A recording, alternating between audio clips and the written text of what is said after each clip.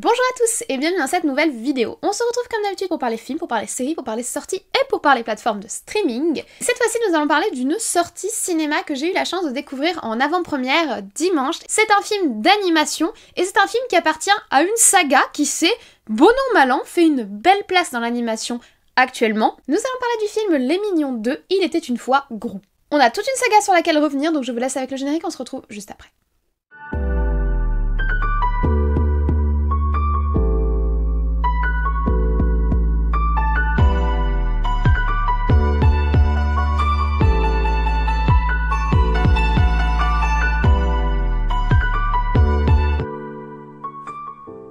Alors, Les Mignons 2 est un film d'1h30 qui appartient à une saga qui compte à ce jour 5 films quand même sur lesquels on va rapidement revenir. Et c'est une saga qui a commencé en 2010 avec Kyle Balda à la réalisation. C'est d'ailleurs lui qui a réalisé la grande majorité des films de la saga et qui est, si l'on peut dire, le papa des Mignons. À ce jour, la saga des Mignons, ou la saga Moi Moche et Méchant, est l'une des plus lucratives dans l'univers de l'animation, c'est-à-dire que c'est une saga qui a vraiment réussi à s'imposer, qui a créé beaucoup de merchandising, qui a créé un très gros mouvement derrière elle, qui est pas seulement présente au cinéma, mais qui est également présente sur tout un ensemble de jouets. Il y a énormément de merchandising, il y a les pistolets à eau mignons, il y a les tenues de mignons, les pyjamas mignons, les chaussettes mignons, les burgers mignons. Il y a eu des partenariats avec McDonald's pour le Happy Meal. Il y a eu énormément de choses qui ont été faites autour de cette saga, qui en fait par extension, c'est-à-dire en incluant le merchandising, l'une des plus lucratives de l'histoire. C'est une saga qui appartient à Illumination Entertainment. Alors Illumination Entertainment, c'est une filiale de Universal. C'est sa filiale animation, on y retrouve donc les films Moi Moche et Méchant,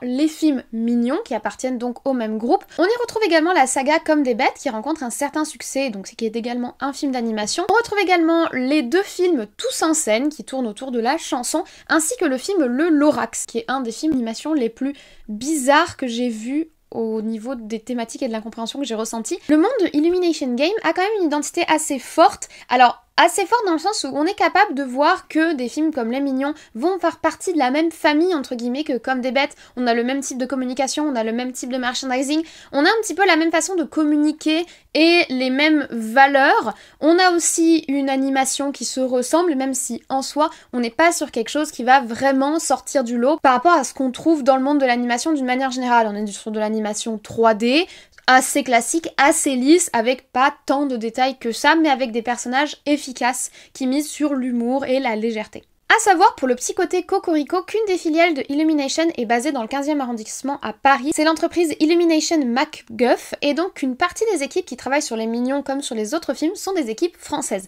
Il y a également des équipes japonaises, c'est donc des films qui sont principalement américains, mais également franco-japonais. C'est en 2010 que la saga des Mignons et la saga Moi Moche et Méchant commence avec le premier film Moi Moche et Méchant 1, qui va mettre en scène un méchant, qui sort un petit peu du lot et qui va permettre au film de se démarquer. Ça va être un certain succès. Il faut dire que le film est assez efficace, déjà par les petites créatures, donc les petits acolytes jaunes qui ressemblent à des tic-tac en salopette, qui vont être créés, qui sont originaux, qui sont différents et qui vont marquer les spectateurs. Également parce qu'on va suivre un méchant qui est donc sur une sorte de chemin de rédemption, puisque à la base, il adopte un groupe de fillettes qui sont à l'orphelinat pour mener un casse chez un de ses ennemis, on va dire, et au final, il s'attache à elle et il révèle son côté humain, donc on est sur des thématiques très nobles, très classiques et qui fonctionnent, mais très nobles. Et en plus, par des designs un petit peu atypiques, des maisons très exagérées, des véhicules très exagérés, des pistolets très exagérés, etc. Et une bande-son super efficace. Moi, personnellement, j'avais beaucoup aimé le premier film Moi Moche et Méchant, et je l'avais trouvé vraiment sympathique, feel good. Disons que j'avais pas eu un coup de cœur, et encore moins un coup de cœur pour Les Mignons, parce qu'on va en parler, mais au final, je les apprécie pas tant que ça, les Mignons en eux-mêmes, mais j'avais aimé l'univers du film, et j'avais beaucoup apprécié le personnage de Gru. Avec 543 millions de recettes dégagées par le premier film, il est évident qu'on allait faire une suite, et c'est donc en 2013 que sort le film Moi Moche et Méchant 2. Cette fois-ci, Gru a, disons, raccroché son costume de méchant, il est devenu un bon père de famille, mais son passé le rattrape et il va être un petit peu contacté par une entreprise qui lutte contre les méchants pour essayer de voir s'il peut travailler avec eux. Il va d'ailleurs rencontrer une jeune demoiselle qui va un petit peu venir compléter la petite famille un peu bancale qu'il essaye de créer avec ses filles. Si le premier film avait été réalisé par Kyle Balda, qui reviendra pour les suivants, celui-ci est réalisé par Pierre Coffin, un réalisateur français qui appartient donc au groupe Illumination MacGuff. C'est d'ailleurs pour la petite histoire Pierre Coffin qui fait les voix des Mignons dans tous les films. Et je peux vous dire qu'il a du boulot puisqu'il fait les voix de tous les mignons, et que c'est lui qui a un petit peu inventé ce langage très particulier, si on peut parler de langage, qu'ont les mignons dans les différents films. Avec 970 millions de recettes au box-office international, ce film réaffirme l'intérêt du public pour cette saga Moi moche et méchant et est à l'origine de la création de plein de projets différents. C'est-à-dire, au-delà de la saga principale, on va essayer également de développer un préquel ainsi qu'un ensemble de petits courts-métrages, etc. Et on va aussi massivement diffuser le merch. C'est en 2015 que sort le premier préquel, Les Mignons. Donc celui-ci ne va pas du tout se concentrer sur le personnage de Gru, qui n'est pas encore en vie. On commence à la préhistoire, hein, le film, donc il n'est pas encore là. On va s'intéresser à d'où viennent ces petits acolytes adorables, un peu gueugueux, qui parlent pas bien français. C'est le retour de Kay Balda à la réalisation et le film va nous proposer une sorte de retour sur la vie des mignons avant leur rencontre avec Gru. On découvre que les Minions, donc Minions ça veut dire homme de main en anglais, ils s'appellent pas mignons parce qu'ils sont cute si vous voulez, parce qu'ils sont mignons, mais ils s'appellent mignons parce que Minions ça veut dire acolyte ou homme de main. Donc les Minions, on voit que depuis leur existence sur Terre, ils cherchent à servir le maître le plus méchant possible, et on va suivre avec eux des aventures autour de la couronne d'Angleterre et d'une certaine Scarlet Overkill qu'ils vont essayer de servir, puis finalement trahir, puis qui va leur en vouloir, etc., etc. Donc on va voir un petit peu la vie des mignons avant qu'ils aient rencontré Gru. Le film est un énorme succès, c'est d'ailleurs le plus gros de toute la saga, bon, sauf pour le dernier film qui vient juste d'arriver au box-office, donc je peux pas vous le dire, mais il va dégager 1,1 milliard de dollars, ça va être un énorme succès, et ça va vraiment installer durablement les mignons, non pas seulement comme sidekick rigolo, mais comme héros. En 2017, 2 ans plus tard, va sortir Moi moche et méchant 3. Et c'est là que moi, j'ai commencé à lâcher la bride, pour être parfaitement honnête. N'étant pas ultra fan des mignons, j'avais vu les 2 premiers films Moi moche et méchant avec sympathie parce que j'aime beaucoup le héros Gru. J'ai vu le premier film Mignon parce que effectivement je me questionnais d'où viennent-ils, etc. Bon, moi j'espérais avoir des réponses un petit peu plus concrètes, même si on reste sur beaucoup de mystères au final sur d'où viennent ces petits tic-tac jaunes en salopette. Peut-on m'expliquer? Non, toujours pas d'explication, c'est pas grave. J'avais découvert avec plaisir les premiers films. Le 3e Moi moche et méchant, pour moi ça a commencé à devenir un peu long, soyons honnêtes. Donc le 3e opus est cette fois-ci co-réalisé par Kyle Balda, donc le papa de la saga, ainsi que Pierre Coffin qui s'est occupé du 2. Et là on retrouve un Gru qui est un petit peu dans la déroute, il a été viré de l'agence Lynx, donc de l'agence des gentils. Les mignons se désolidarisent de lui parce que il n'est plus méchant. Il va y avoir toute une histoire de famille où on va retourner aux origines de Gru, où on découvre qu'il a un frère. On dirait vraiment un rebondissement typique d'un Amour, gloire et beauté, vous voyez. Et là on a commencé à totalement me perdre. Il y a quand même quelques messages qui sont sympathiques avec Lucie qui essaye d'apprendre comment être une mère vis-à-vis des petites filles de Gru qu'il a adoptées. Donc il y a quelques thématiques qui sont choupinoutes, il y a toujours l'humour un petit peu léger qui est présent, mais personnellement j'ai complètement décroché dans cet opus là. Le film va quand même rencontrer un certain succès puisqu'il va dégager 1 milliard de recettes, donc légèrement moins que le préquel sur les mignons, mais les recettes sont toujours de plus en plus importantes depuis le premier opus, et donc forcément on va continuer dans cette lancée. Alors que Moi moche et méchant 4 est annoncé pour 2024, et il est actuellement d'ailleurs en production, arrive sous nos écrans Les Mignons 2, la suite du préquel. J'espère que vous me suivez, donc Mignon 1, Mignon 2, ça se passe avant la saga Gru, ensuite on va voir Moi moche et méchant quand Gru est adulte, puis les suites 1, 2, 3, etc. Là leur concept c'est cette fois-ci, alors qu'ils nous ont raconté d'où viennent les mignons, c'est de nous montrer comment ils ont rencontré et surtout comment ils se sont attachés et comment ils ont créé une relation avec Gru, notre héros du premier film. Dans ce Les Mignons 2, on retrouve le réalisateur Kyle Balda qui est seul aux commandes et on va essayer un petit peu de nous raconter l'histoire de la relation entre Gru et les mignons. C'est ce dont nous allons parler aujourd'hui. Donc au niveau du synopsis des Mignons 2, Gru est un très jeune enfant, il a 11 ans, mais il a déjà la motivation, il a le feu sacré pour devenir un méchant. D'ailleurs, il se démarque beaucoup de ses camarades. Or, depuis la fin du premier préquel, Les Mignons 1, nous avons appris qu'il a rencontré toute une bande de petites créatures jaunes en salopette, les mignons donc, et qu'il a accepté de les héberger chez lui pour en faire ses hommes de main. On va voir un petit peu quel relationnel ils vont essayer de mettre en place. Au début, nous avons un Gru très motivé puisqu'il apprend que son groupe favori de méchants, les Vicious Six, ne sont plus que 5 et qu'il cherche un remplaçant, quelqu'un à engager dans leur groupe. Or, il a été sélectionné pour aller passer un entretien d'embauche chez eux, donc il est super excité, mais malheureusement, il n'est pas certain de vouloir s'y présenter avec ses acolytes un petit peu empotés. Donc, on va avoir une séparation entre le groupe des mignons et Gru, sauf que Gru va se trouver en difficulté et les mignons vont devoir le sauver. C'est le principe du film, c'est une sorte de road trip où ce sont les hommes de main qui sont les héros et qui vont sauver leur big boss, ou plutôt leur mini boss comme ils le disent dans le film. Au niveau de la direction artistique, il n'y a pas grand chose qui change sur ce qu'on a l'habitude de voir dans un film Illumination et dans un film Moi Moche et Méchant / Les Mignons, c'est-à-dire qu'on a une 3D qui est très propre, très honorable, pas forcément fournie en détail ni avec beaucoup de nuances émotionnelles au niveau des personnages, mais on a de beaux décors, on a de très belles couleurs. Les films Mignons et Moi Moche et Méchant sont très colorés et je trouve que c'est vraiment quelque chose qui fait qu'ils se démarquent. Il y a vraiment des palettes de couleurs très diversifiées et assez flashy, donc c'est des films qui sont assez colorés, qui sont feel good en fait, vous voyez dans leur esthétique.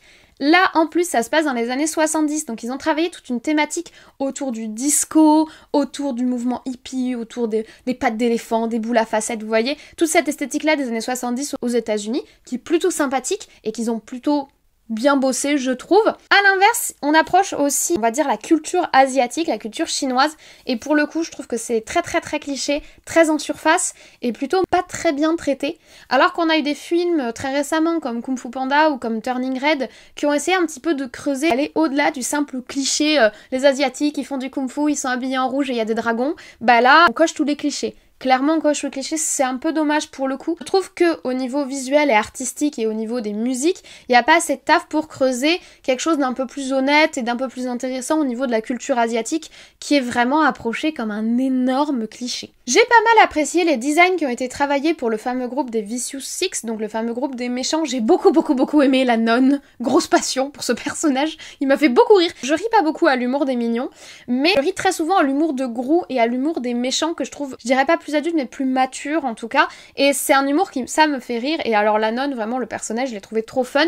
Dans le groupe des méchants, on a aussi la disco girl hyper charismatique qui dégage vraiment un truc. On a le personnage très suspect avec des pinces de crabe. Enfin, je trouve que le groupe des méchants est intéressant. Il y en a deux qui restent vachement en retrait. Sinon, franchement, on a quand même des méchants qui sont assez sympathiques, drôles, tout en étant plutôt charismatiques. D'une manière générale, visuellement, il y a aussi beaucoup de références, et ça j'ai apprécié. Alors c'est quelque chose qui revient relativement souvent dans l'animation, notamment pour parler également à l'adulte dans la salle et pas seulement à l'enfant qui est venu découvrir le dessin animé.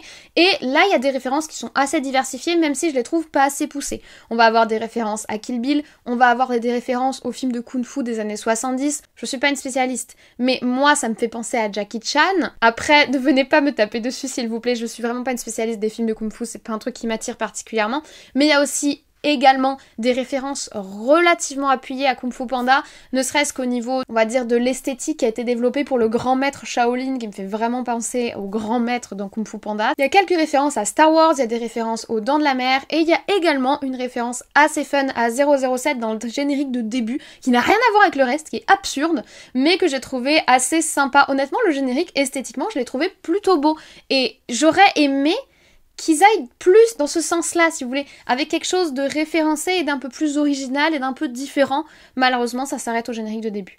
Même chose pour la BO, globalement elle est sympathique, la BO elle est dynamique, tous les films Moi Moche et Méchant sont assez dynamiques, avec des musiques un petit peu badass quand ils font leur truc de méchant si vous voulez, avec des musiques un petit peu positives et motivantes quand ils sont dans les moments avec les mignons, quand ils font la fête. Il y a déjà toujours un passage chanté par les mignons, généralement en fin de film. Les BO des mignons sont toujours très entraînantes et très motivantes. Malheureusement, je trouve qu'ils ont pas assez non plus creusé de ce côté-là. Les musiques au niveau de la culture asiatique, de la culture chinoise, ça aurait été intéressant de creuser de ce côté-là. Au niveau du disco, honnêtement, j'aurais aimé beaucoup plus de refs aux années 70 et au disco.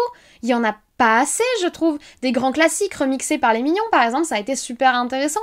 Mais non. Donc de ce côté-là, j'ai été un petit peu déçue. Oui, les bandes-sons sont toujours très motivantes, mais ça, c'est ce qu'on voit depuis 5 films. Il serait temps d'essayer de sortir quelque chose d'autre, en fait. Là où le film pêche, par contre, pour moi, c'est au niveau du rythme et du schéma narratif et de la construction de l'histoire. C'est mou. C'est un film sur le format film road trip, donc avec Gru qui a été enlevé et les mignons qui vont devoir traverser les États-Unis pour aller le retrouver et le sauver avec des péripéties. Donc c'est un rythme très classique et qui peut s'avérer très redondant et très mou par moments. Je trouve qu'il y a des scènes qui sont très longues, les scènes notamment avec le grand maître Shaolin, je les ai trouvées ultra longues, vraiment je commençais à trouver le temps long, je me disais mais on s'est perdu. Il y a beaucoup de scènes qui traînent en longueur. J'ai beaucoup aimé par contre la scène entre Otto, le mignon qui a des bagues, et le bikers, je l'ai trouvée plutôt cool, plutôt mignonne et assez différente de d'habitude. Sinon, il y a beaucoup de scènes qui traînent en longueur.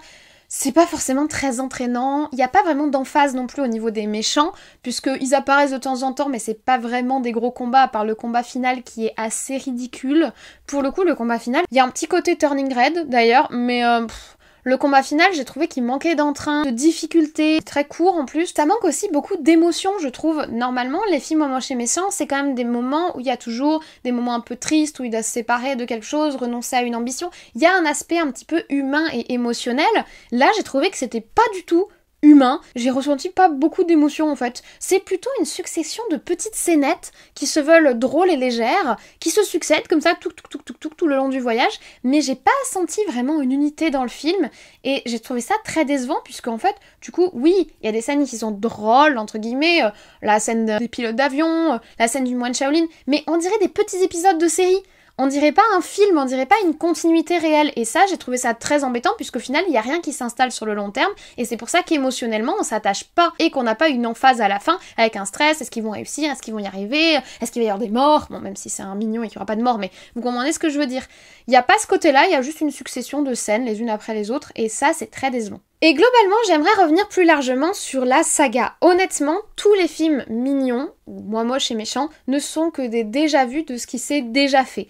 Sur 3 films, ça passait encore, Moi Moche et Méchant 1, Moi Moche et Méchant 2, Les Mignons, bon, ça passait encore. Sur le 3, ça a commencé à se sentir que c'était redondant. Là, je trouve qu'on commence à en avoir marre. Trop de mignons, tue le mignon, et puis surtout, ils ne renouvellent rien. Ils restent toujours dans la même recette. T'as l'impression qu'ils sont coincés dans une cage, qu'ils sont coincés dans leur modèle et qu'ils sont incapables d'en sortir. C'est super décevant. En plus, ça fait vraiment, pour le coup, ce dont je vous parle assez souvent en ce moment, exploitation de licence. C'est-à-dire que au lieu de revenir avec un concept fort, au lieu de revenir avec un renouvellement, au lieu de revenir avec une idée, ils reviennent parce qu'il faut revenir. Et c'est un petit peu triste. Alors oui, les films sont toujours sympathiques et honnêtement, je suis sûre que les enfants passent un très bon moment devant Les Mignons ou les gens qui en sont fans vont forcément passer un moment puisque la recette est toujours la même. C'est ce que je dis par exemple pour les Marvel. En tant que fan des Marvel, un film Marvel qui ressemble au film Marvel qu'on a déjà eu, moi ça me gêne pas parce que c'est un univers que j'aime. Mais il faut aussi entendre que c'est redondant. Pour Marvel, je suis capable de l'entendre et c'est pour ça que je suis contente quand la licence se renouvelle. Or là, j'ai peur que la licence des Mignons ne se renouvelle pas. Et c'est vraiment triste parce que en soi la recette est bonne, il suffirait de rajouter une petite épice supplémentaire, il suffirait de rajouter des pépites de chocolat dessus pour avoir quelque chose de bien mais d'encore mieux que ce qu'on a déjà eu. Design efficace, musique entraînante, gags légers, bâtiments, véhicules, etc. exagérés et petits côtés un petit peu surjoués, un petit peu clichés pour les méchants. On connaît maintenant, ça fait 4 films que vous nous étalez ça, on aimerait bien voir autre chose. C'est ce qui fait que moi en fait je me suis ennuyée pendant le film parce que j'ai vu un film que j'ai déjà vu. Donc si je fais le bilan, honnêtement, si vous aimez l'univers des Mignons, si vous êtes fan des Mignons, vous allez passer un bon moment devant le film. Et j'ai pas passé un mauvais moment, j'ai ri aux scènes avec la nonne parce que vraiment j'adore ce personnage. Donc j'ai ri aux scènes avec la nonne, j'ai regardé, c'est sympa, c'est joli, les musiques sont mignonnes, c'est coloré, voilà, c'est chou, c'est feel good. Mais j'aimerais bien que le film ait plus, on va dire, d'ambition que ça. Déjà, je trouve qu'on a un petit peu perdu la lecture plus mature du film. On l'avait dans Moi Moche et Méchant 1, où il y avait vraiment une double lecture, une lecture plus enfant avec les petites créatures mignonnes, et une lecture plus mature adulte avec une réflexion sur la vie, les objectifs, etc. du personnage de Gru. Là, on la perd totalement. Et c'est assez fade en fait. Comme je vous dis, au niveau émotionnel, j'ai pas ressenti grand chose et c'est dommage parce que je trouve que l'idée de base est bien et le succès qu'ils ont réussi à créer derrière des tic-tac en salopette, moi je trouve ça génial. Enfin, je suis très heureuse pour eux qu'ils aient réussi à créer un concept qui s'est imposé de façon aussi puissante dans la culture populaire. Tout le monde sait qu'est-ce qu'un mignon, tout le monde connaît les mignons. Maintenant, il faudrait peut-être aller un petit peu plus loin, sinon le concept va tout simplement mourir.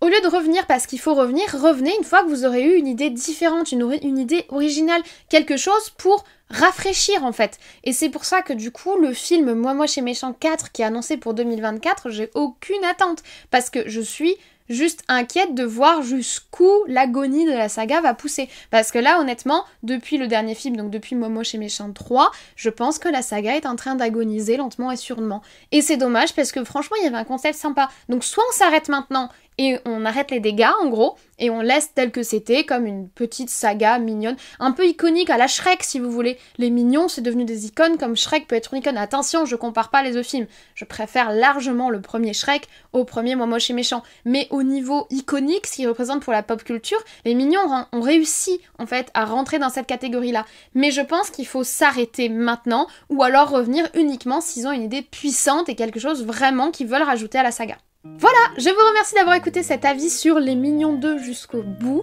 J'espère que vous avez apprécié la vidéo. N'hésitez pas à me laisser votre avis en commentaire. Est-ce que vous aimez Les Mignons? Est-ce que vous êtes content qu'il y ait eu un préquel sur Les Mignons, en plus de la saga Moi Moche et Méchant? Est-ce que vous aimez la saga? Est-ce que vous aussi, vous trouvez que la saga commence à traîner en longueur? Est-ce que vous comptez aller voir le nouveau film si vous ne l'avez pas encore vu? Si vous aimez mon contenu, n'hésitez pas à vous abonner et activer la cloche pour être prévenu des futures sorties de vidéos et des posts communautaires. N'hésitez pas également à mettre un petit like, ça fait toujours plaisir.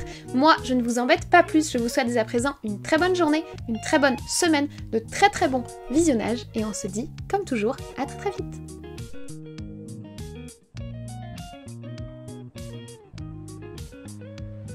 Parler du film Les Mignons. Sirius! C'est le retour du café au lait. Voyez-vous mon café au lait? Et je sais que selon certains d'entre vous, le café au lait c'est pas bon pour la santé, mais moi j'aime ça, donc... Je sais pas imiter les mignons. Ah, papuche? Ils disent des mots aléatoires. Moi je sais pas faire. Papuche c'est papuche? Papuche? Ah non, ma papuche? Papuche? Non, je suis pas faite pour être un mignon. Si je me réincarne, je serais pas un mignon.